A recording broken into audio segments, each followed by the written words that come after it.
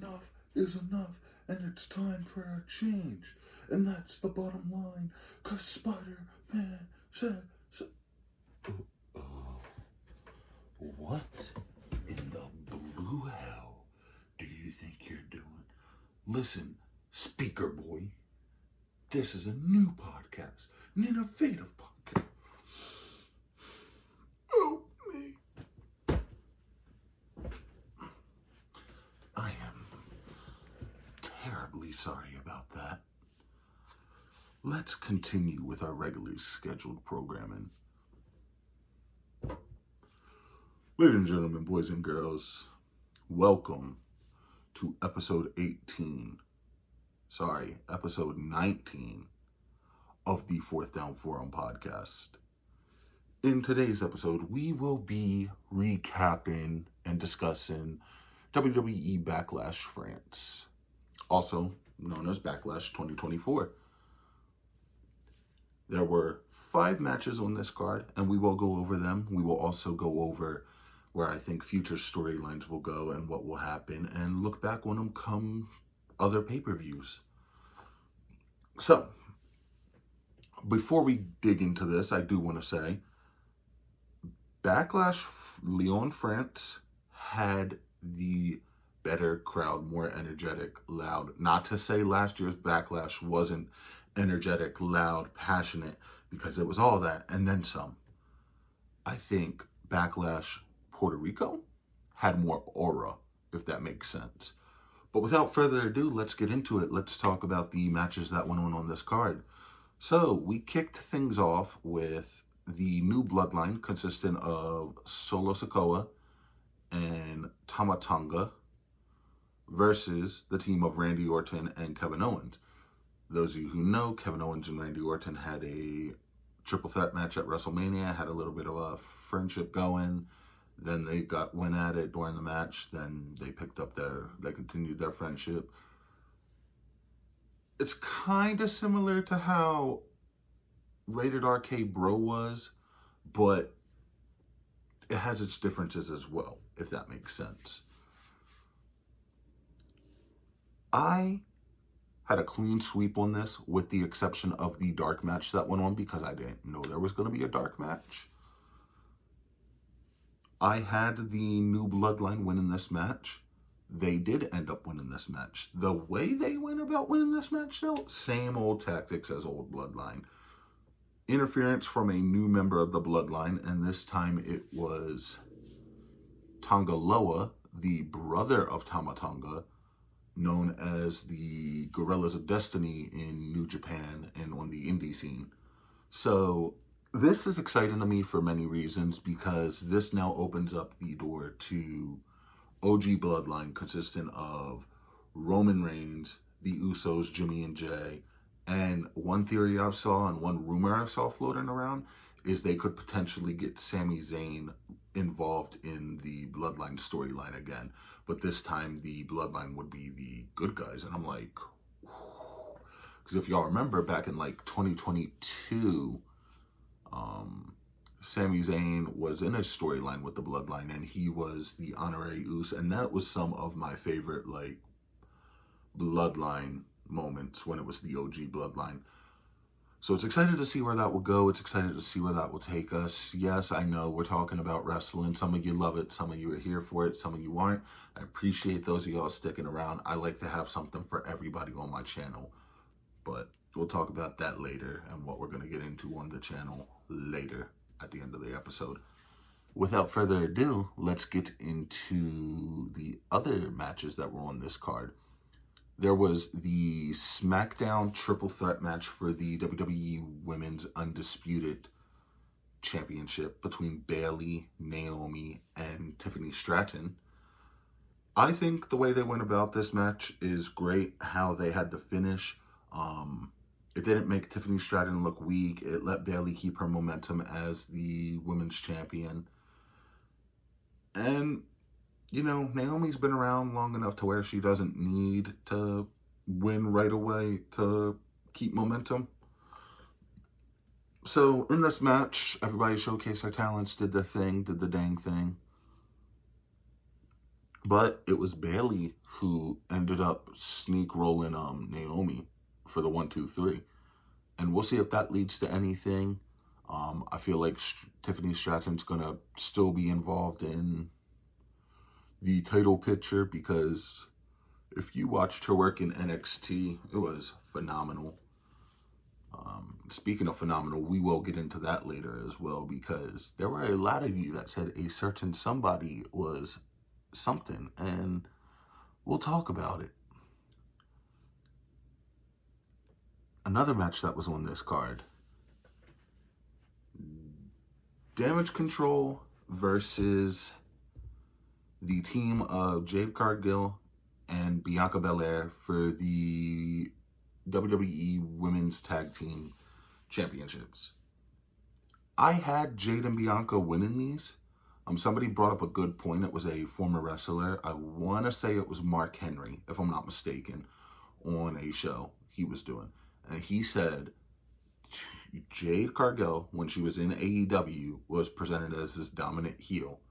When you want to get somebody over as a babyface, you put them with another babyface. And what better babyface to put them with than Bianca Belair, who has been the pinnacle, been the babyface of WWE for how many years when it comes to the females division? However, I will predict this right now. Jade Cargill is going to turn on Bianca Belair at some point. And where I think this happens, it's not going to happen anytime soon. It's not going to happen at King or Queen of the Ring. It's not going to happen at Money in the Bank. I think it's going to happen before SummerSlam, because that is a key marquee matchup that you can have at SummerSlam. It's similar to when, like, WrestleMania 32, for example, AJ Styles made his debut, teamed with AJ Styles for a little bit. They had Y2AJ. Wasn't as long as I feel like this tag team is going to go. They might go on a dominant run. They might not have their match at SummerSlam. I might be off on this, and they might not do that match until Mania. But that match is coming. I'm telling you this right now. So the fourth match on this card was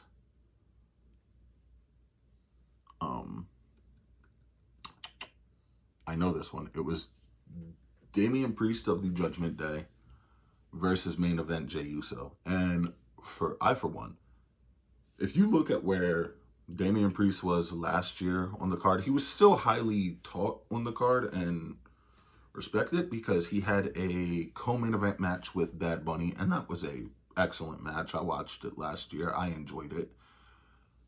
But he goes from that to being the champion, being the so-called leader of the Judgment Day. I don't think the Judgment Day has a leader, and if they do, it was Rhea Ripley. Let's be honest. And we're going to talk about that too, because there's a story within a story here. However, they go in, they have their match. I knew Damian Priest was going to retain the World Heavyweight Championship because Judgment Day was going to interfere on his behalf. Lo and behold, what happens? Judgment Day interferes on his behalf. After the match against main event Jey Uso, and let me say this for a minute too. If y'all are not going to put a singles title on Jey Uso anytime soon, let him either win King of the Ring or let him win Money in the Bank so he can keep his momentum going. That's all I have to say on that matter. Back to the Judgment Day storyline and the whole Rhea Ripley thing. Rhea Ripley is out right now, right? She's injured. She had to vacate the women's world title. Liv Morgan is in the wings waiting, and she is saying she is going to take everything that Rhea Ripley held near and dear to her. That includes, but not limited to, the women's world title, Dirty Dominic Mysterio. And I think that's coming sooner than anybody realizes, because if you watch the if you've been watching Raw the past couple of weeks, she's been coming out of the locker room. Who's been following behind her? This week on this past Raw, spoilers if you haven't watched, she had Dominic's purple bandana that he wears around his neck. back to, so it will be interesting to see how that plays out. Back to what we were talking about, though. After the match, Judgment Day beat down Jey Uso. Damian Priest said he didn't want that. So I feel like Damian Priest is going to end up being a babyface again, which I don't know if I particularly want that. I could be wrong. Maybe Finn's going to end up being the babyface, but I feel like they're going to cross paths at some point, and that could be a potential SummerSlam match. And that doesn't even need the title, because I feel like, I'm telling y'all right now, I feel like Drew McIntyre is going to win the title at Clash at the Castle when that pay-per-view happens. In the main event of Backlash Lyon, Backlash France, the undisputed WWE champion Cody, the American Nightmare Cody Rhodes, took on the phenomenal one, AJ Styles. I have been seeing a lot of y'all's comments on Twitter, X, Facebook, whatever social media apps you use, saying that this man is washed. AJ Styles is not washed. He went into that match and him and Cody Rhodes tore the effing house down. Just to let y'all know. You don't have your champion lose right away. I knew Cody Rhodes was going to retain his title. Everybody, I feel like, in that arena knew Cody Rhodes was going to keep the title. Interesting fact, though. Did y'all know that Cody Rhodes' father, the American Dream Dusty Rhodes, also fought AJ Styles when he was in TNA for the NWA World Heavyweight title back in, I believe, 2003? Because if you didn't know, now you know. I found out the other day, and that blew my mind. I was like, that's a full circle moment right there. So that was Backlash France for y'all. Backlash 2024. Obviously, that's not going to be the only thing we talk about on tonight's episode, because if we did, it would only be like 12 and a half minutes, and it's not enough of a podcast for me. So let's talk about the WWE draft, because that also happened. If you're going to do a WWE draft, why keep majority of the rosters the same? Cool, you had a couple of NXT call-ups, like Ilja Dragunov. That was cool. Blair Davenport. Cool. Fine. Carmelo Hayes to SmackDown. That was cool, because we got a match with Cody Rhodes. That was dope. Cool. However, most of the guys and girls stayed on the same roster. And I'm like, we're not going to be in this era when Vince McMahon was in charge, where it was like, oh, superstar shakeup, wild card rule. Hunter, I am telling you right now, do not do that BS with us, because we didn't like it when Vince did it. I'm hoping you know better than that, and I feel like you do. But who am I? I'm just a guy talking, so. But yeah. I do like that DIY went over to SmackDown. I will tell you right now, I don't think DIY is going to be a team another year. I feel like they are going to split, and then we're going to get Johnny Gargano versus Tommaso Ciampa. However you pronounce his last name. He said it on Chris Van Fleet's show. But yeah, we're going to get that match on the main roster, and that's exciting stuff. New content coming up on the podcast, because I can't think of anything else wrestling related to talk about right now. Ooh, yes I can, before we get into that. King and Queen of the Ring tournaments have gone underway for both Raw and SmackDown. I don't have the tournament brackets in front of me right now. We'll cover that potentially if I do an episode on that pay-per-view next, because with wrestling you can do year-round, like every pay-per-view. I can't do Raw and SmackDown every week. There's other TikTokers, guys, YouTube professionals out there that do that stuff, and my hat's off to them, because I couldn't sit there for like hours upon hours trying to break everything down. But the King and the Queen pay-per-view. And now, actually, that I'm thinking about where it's at, I might not cover it, but we shall see. We shall see. That's going to be exciting. So those tournaments are underway right now. Drew McIntyre did get injured, or said he was injured, and he got taken out of the tournament, and Jey Uso replaced him. So that's why I said, if you're not going to put a singles title on Jey Uso anytime soon, give him King of the Ring or Money in the Bank. Future content coming up on the channel. May 15th, the NFL schedule release comes out. I will be doing an NFL schedule release video. There might be some videos coming up where I'm like, okay, I don't really want to put, I don't want to say too much thought, but like I might show off. I've done my hat collection before. I've done my jersey collection before. I might do an episode where I do my shoe collection next. And you're going to be like, yo, D, why would you do shoes? Think about it. Think about it. Who has a lot of shoes? Athletes. You got Kobe's, you got LeBron's, you got Jordan's, you got Paul George, among others. You got Antetokounmpo, Dame Lillard, I believe, Steph Curry. All these guys have signature shoes. Bo Jackson. And I have some of these shoes, and it would be cool for, like my fellow sneakerheads and stuff to be able to check that stuff out. And it would be something interesting to share with y'all.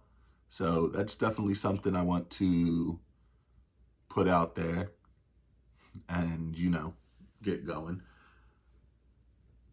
The NBA conference semifinals are underway. I will be doing a video coming up soon, probably shortly after this one, where I give my thoughts and my takes on round 1 of the NBA playoffs and talk about what I think will happen in round 2. And you'll probably get a little rant on a certain somebody on the next podcast, because I got a bone to pick with that man. However, if it seems like what else?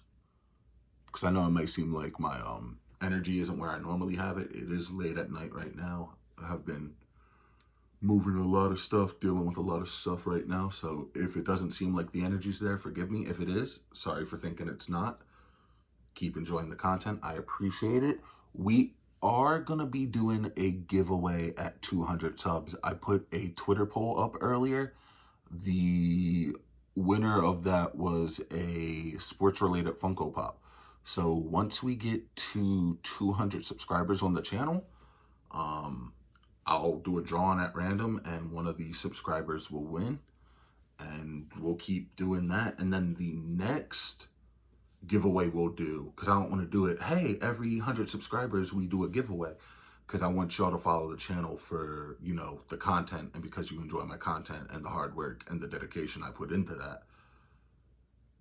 But we will do another giveaway once we hit 500 subs, and then I'll put that to a vote and see where we go from there.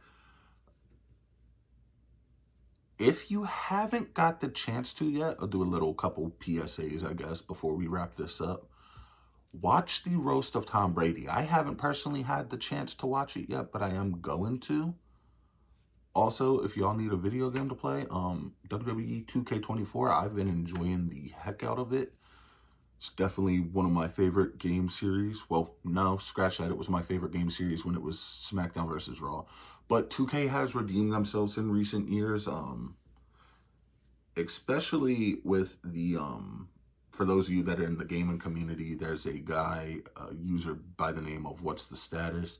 His account was banned over some stuff. It was kind of BS. He had a meeting with 2K. They rectified that. They saw the error of their ways, so they came to an agreement. So that's cool to see. Okay, so we talked schedule release, right? We said probably an episode featuring my shoes and stuff. The NBA episode. I kind of want to do, baseball isn't going to be like it's never been in every, sorry about that, y'all. It's never been in every episode thing. I cover baseball usually when like the World Series is going on. I probably want to start doing that. The MLB play All-Star game, considering it's in Texas, if we had the funding or a way to go to where we could set up like interviews with like players and stuff, I would personally love that. We're not quite there yet, but that is where I want to get. And, we shall see. Outside of that, I don't think player profile episodes. You see that plaque right there. You see the number right there, the number right there. I am telling y'all right now, there will be an episode dropping on that day where the player profile is Kobe Bryant. That is my favorite basketball player of all time. It's something just like this episode. I did not need a script for it. Everything was off the old noggin right here. That's going to be an episode I do. We're going to do training camp content, probably not every day because training camp lasts like about a month and a half to 2 months. But if there's any highlights, anything like that, we'll go from there. And as far as I can tell, I think that is everything I have for y'all. So thank y'all for subscribing. Thank y'all for believing in me. Thank y'all for following me on this journey. I appreciate it greatly. I cannot wait to get to 200 subs. I am looking into, because I know I have a fellow YouTuber friend who has a bigger following, bigger subscribers. Not hating on it by any means. He worked his ass off to get to where he's at. But he did suggest doing like shorts and stuff. So I do have a blooper from when I was recording this episode originally where I couldn't, you'll just see if I do the short. I couldn't think of what one of the matches was for Backlash. And yeah, but thank y'all for watching. I appreciate it. And I can't wait to see y'all for episode 20. Y'all have a great night.